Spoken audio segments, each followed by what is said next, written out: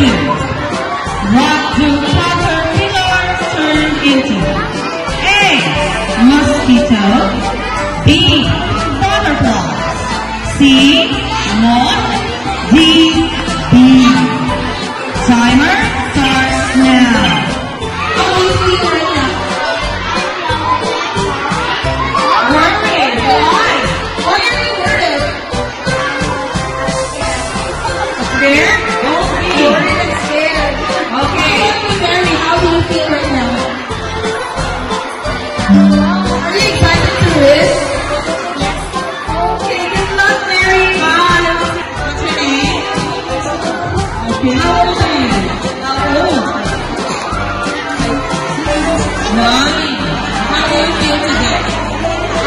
Happy. Do you want to win? Of course. Every